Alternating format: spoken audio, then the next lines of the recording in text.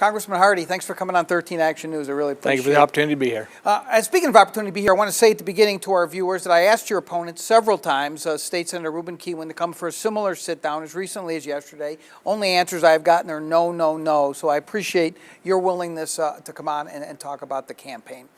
Some people may remember back in 2014, I don't know, a lot of people were shocked by your victory. You may have been the most shocked of all, I'm not sure. Some people called you, not me, the accidental congressman. This was going to be a one-term deal. You weren't going to go back. I'm wondering what your mindset is now, and added on to that, Congressman, what's the case for you going back? The case for me going back is I've done exactly what I promised I'd do. I've represented the constituents of my district. You know, I have an ad out, and it's truly who I am. I don't ask who you voted for or what party you're with. I ask, what can we do to help? And that's what we've done in our office. We've strived to work out with all the public entities throughout this district to make sure that we have their attention they need to be able to accomplish the things, their services that they provide. And so that's what people are looking for in Congress, I believe, is people that are there to work for them, do the job that you're sent there to do, and not just be a political pundit that talks rhetoric and moves in an avenue that just makes people happy. Are you attacking political pundits? Because I do that for a living, and I'm kind of offended by that. There are many people in Washington, D.C., and my opponent's one of those. He said himself, this has been his goal in life, is to go to Congress. You know, I'm a 40-year construction worker. And that's been a privilege to be able to create jobs in my business side of this issue, hundreds of jobs over the years to provide the opportunity for families to have the American dream and take care of their families. And that's what I do. My opponent has no experience in that end. As a matter of fact, he has no major accomplishments in the state legislature for being a lifelong politician. So is he qualified to go to D.C. to do what you're supposed to do there? So. Well, some people would have said that about you. You and I knew each other in the legislature, and you were actually known as a guy who would work across the aisle, who would try to make deals. That's what you have to do in a small state anyhow, right? Congress is totally different, and I actually thought Cresent Hardy, he's not going to fit in back there. It's a totally partisan atmosphere. You're representing a district that has a double-digit Democratic lead. Was your approach in Washington any different than it was in Carson City? You know, my first term in Carson City wasn't the same approach that I had in my second term. You know, I was virtually voted against most things. And that's not the way to approach things. I found out if you want to accomplish things, and we had major success in my second term in the state legislature. Matter of fact, it was the press that actually said that it was the most collegial session they had in 30 years, working across the line with Mayor Kirkpatrick and getting things done that was good for the state. And that's what we're there to do. We're supposed to solve issues and come together the best we can. I've strived to do that in Congress. It's been a challenge at times because it seems to be even more partisan there than at the state level. But that's one of those things that I believe that's why our founding fathers wanted the majority of the stuff to stay at home state and be solved in the state area. You know, most of the races across the country with just a couple weeks left, Congressman, especially the Democrats see an opportunity now to tie everything to the top of the ticket. Donald Trump seems to be losing ground. You recently came out and said essentially that you were going to rescind your endorsement. At the same time, Joe Heck did at the press conference with Mitt Romney. Do you think you waited too long? I've known you for a while. Donald Trump does not seem like your kind of guy to me. And don't you think that you just made a political move after that video came out? It was the day after. I think people will say, wow, that's just Cresent Hardy trying to save himself. You know, here's the truth. Our person that's running for president is not my first choice. He wasn't my fifth choice. He wasn't my 10th choice. He wasn't even my 16th choice. But I've said all along that I would support the Republican nominee. And I was taught at a young age, if you don't have integrity, you don't have anything. So I was trying to stay within that integrity issue. You made a promise you thought you should keep it? Is that what it was about? That's what it's about. And then you come so frustrated that's the reason I made the statement I said. So.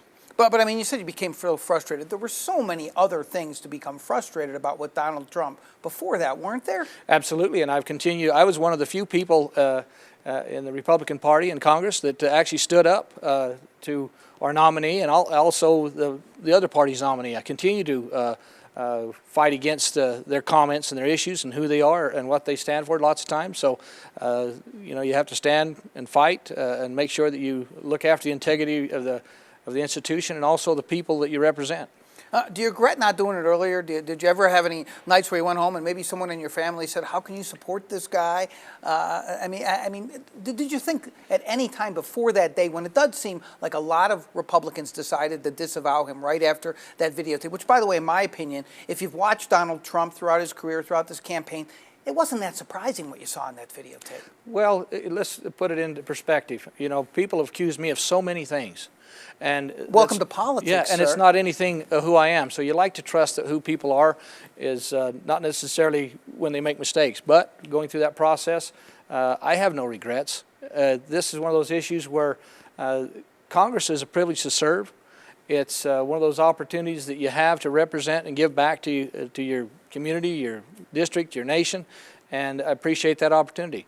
People, life's about choices and consequences, and I appreciate the opportunity to serve, and I think I've represented, so it's about choices and consequences for the people of this district, too. So. When you're out there campaigning now, is anybody asking you about Trump and about the fact that you decided not to support him now? I think the number one issue is still about jobs and the economy, and that's one of the things that I provide that my opponent doesn't.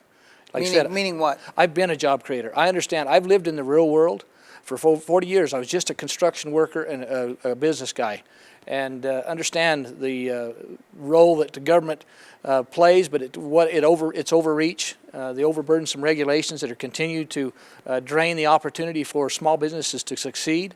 I'm one of those small businesses that's had some really challenges over the last few years. That's why I got in the state legislature, because I was frustrated.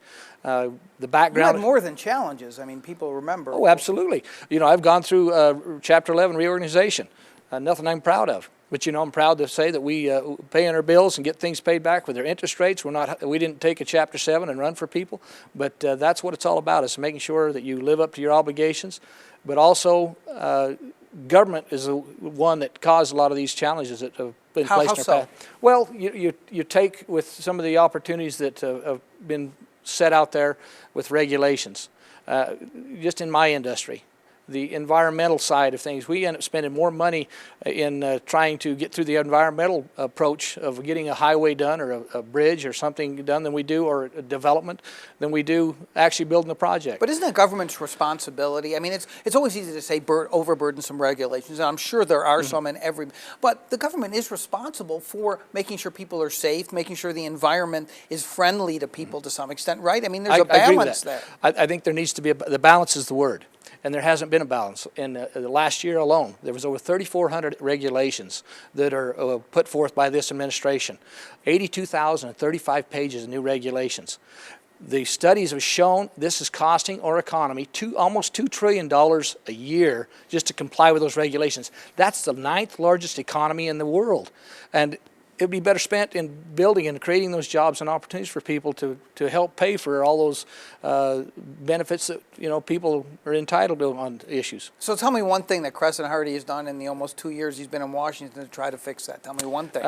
I actually had the opportunity to be the chairman on oversight and regulation in small business. We've had hearings here in Las Vegas recently. It's a subcommittee you're referring subcommittee, to. yeah. Right. And it's we've actually had the natural resources come out What here. have you done, though, actually? Is anything, I mean, listen, I know it's difficult for a freshman congressman to get anything done. I'm not going to be unfair in that sense. But can you say that there's something you really tried to push through Congress to the leadership to try to affect what you say are these burdensome regulations? Yeah, there's issues that I've worked on towards a balanced budget amendment that I think also is a big issue. That we continue to spend more than we bring in. You know, I have to live within my budget. Every family has to live within their budget. That's a BBR, a budget amendment that we wanted to make sure out there. It hasn't been brought forth yet. You know, that's been talked about a few times in the past. You don't really think that's I mean, we need that to force Congress to behave? Is that essentially what you think? I think if we don't have it, they will never behave. You know, 45 of the states in the nation have balanced budget amendments. Nevada has to live within its budget, and it's a good thing to make sure that you have to do. But also legislation on transportation infrastructure. You know, I got some legislation that approved that will help the economy of Nevada. It doesn't necessarily stop all the regulations, but it you know, I-11 north to I-80 to Reno is something that's necessary. We're one of the few states, as a matter of fact, only two cities in the nation that don't have interconnecting interstates through them. And if you look where there's interconnecting interstates across the country, those are the most successful and most prosperous cities in the nation. So you very skillfully pivoted away from Trump, and we started talking about regulation, and I give you a lot of credit for that. I just have one last question. I mean, I'm sure people are asking you this, and I'm wondering if I'm a constituent of yours, and I say to you, Congressman, when you go into the voting booth on November 8th, who are you going to vote for president? What do you say? Well, here's the fact. You know, our founding fathers set up a great system, and where I vote is up to me and my conscience. And it's really everybody else's conscience to where they vote. And it's not something that I have to divulge to anybody about where I vote. It's something I get to do in a booth. You're pulling the old secret ballot answer on me, which I thought is what you might do. But I'm just going to push you one more time on that. You're a public figure. You're a congressman. People look to you for guidance. You essentially had said, "I'm going to vote for Donald Trump" before when you endorsed him, right? An endorsement shows how you're going to vote. Why won't you say what you? If you're not going to vote for Trump, I assume maybe you will vote for Hillary Clinton. Do you want to tell me you might vote for Hillary Clinton? I definitely will not be voting for Hillary Clinton. So you don't vote for Trump. You're not going to vote. You're going to throw away your vote and vote for none of the above? That's not throwing away my vote. It's not? I get to determine who I vote for. I won't be throwing my vote away to none of the above. You won't be. I will You're not. going to vote for somebody. I will vote for somebody. But not Donald Trump? I may write somebody in. Who knows? You can't write in Nevada. Well, you know that. You know. Well, I mean, so you're not going to vote for Trump. You're not going to vote for Clinton. You're not going to vote for none of the above. That leaves Gary Johnson. That might be, here's an opportunity. I get to live with my conscience. So. All right. I want to talk about an issue that's come into this race that really doesn't have a place in this race, but it's been used by both sides now. And this is this issue. Your opponents made a big deal up in the special session of being against this stadium for the Raiders with $750 million. I want to just make sure that you can clarify your position on this. I know you were initially interviewed and you raised some issues about the public funding. Then during the special session, your campaign actually said that Reuben Keywen, the state senator who voted against it and made a big speech on the floor about it, was trying to block the Raiders from coming. And then most recently, I think you congratulated the legislature, the governor, for getting to bring the Raiders here. You think it was a good decision by the legislature to use $750 million in public funds to build a stadium? Let's be very clear about where I've stood on this. Okay. I made a statement to the press back in the middle of summer. They asked me about public funding. There was no legislation out there at that time that was discussing. So, but you knew what the proposal was, right? I'd not say I can't. You don't know what the proposal is until you see what it is. You hear rumors that was public funding was looking at, and so I don't support public funding for these type of issues. Now, is there public-private partnerships? My record shows in the past that I've actually supported public-private partnerships. These are things where you come together, but at the end of the day, this is a state issue. This is not a federal issue, not something I get to deal with. I understand. I think it's one of the most important things. It's been said by many people out there that this is one of the best opportunities, might be the last best opportunity for us to continue to diversify our economy and be something other than just a gaming community and make us a different type of city and different type of opportunities. And that's why the state legislatures get to make the decisions they do.